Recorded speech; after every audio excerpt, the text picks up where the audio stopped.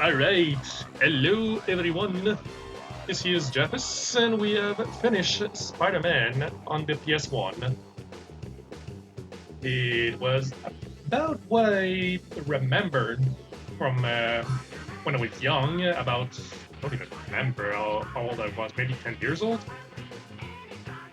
Well, I actually also finished that game.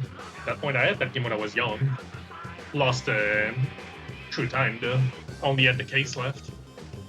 The CD nowhere to be found. Doesn't matter. What do I think about this game after all of these years and one final playthrough? To be honest, the controls are more or less solid.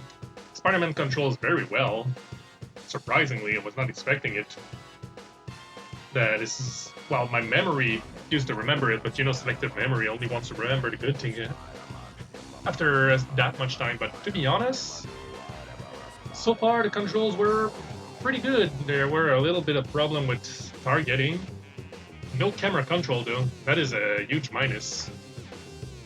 I mean, maybe it was the early age of the 3D and no one really knew that being able to control the camera was important. Nintendo did though with Super Mario 64. What a graphics! I'd say they're pretty good for a PS1 title. Stuffs are well animated in my opinion. Stuffs are well detailed. There are a little bit of flipping here and there and some graphic scaling that were pretty weird. Stuff were stretching left and right from time to time, but to be honest, on average, I'm pretty sure that the graphics are really good for their time. Due to the fact that I could not really understand what they were actually saying, and based on visual cue alone, the scenario made no sense at all. There were characters being introduced left and right.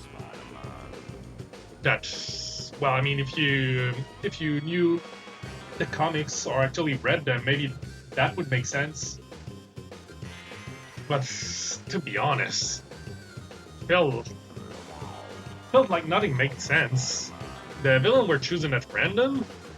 Maybe they were all villains from the Spider-Man universe, but once again, not having read the comic, I don't even know who or what they came from. I mean, the moment Carnage appeared, I was like, who the fuck is that? It's Venom too.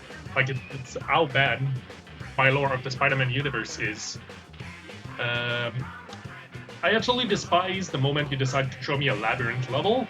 Go fuck yourself, game developers. That's not how you do game design. We could also be talking about the game design overall, but to be honest, other than the labyrinth level, stuffs were pretty okay, to be honest. As for the boss fight, they were stupid.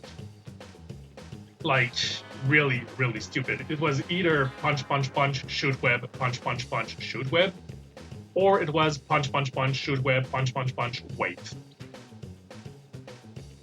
Or the giant robot, which I have already forgotten the name, even though his name was said like 3 times.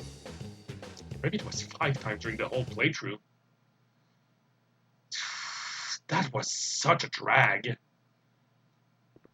The game asks you to throw your web balls forward,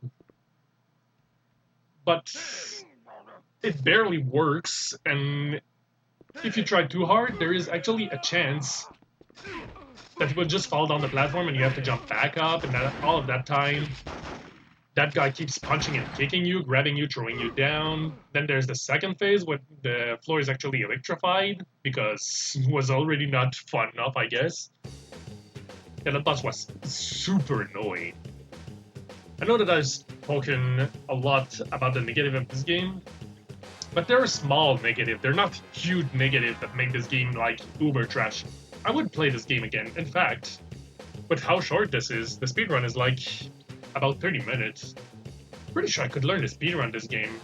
It seems like it would be such an awesome game to actually being able to control. Spider-Man can do a lot of stuff. A lot of stuff I cannot even comprehend. Most of the stuff that I did during the last final sequence chase.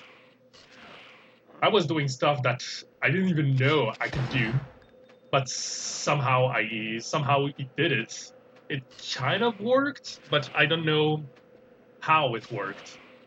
I actually had to read the manual at one point because Triangle was doing different web move compared to what the tutorial in-game was telling me.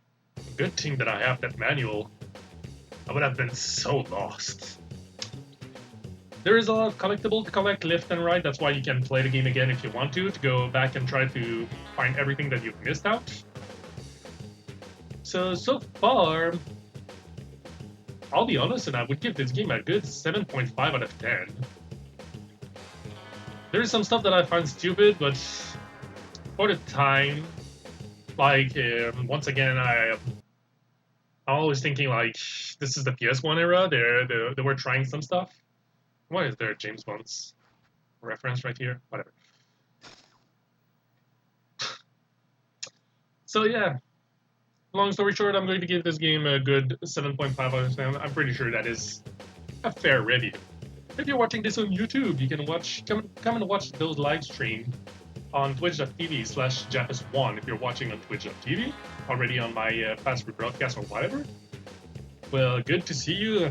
Good to see you around. Keep on hanging around. I appreciate your visit. And as for this short review, I'm going to say thank you very much, have a good day, and see y'all next time.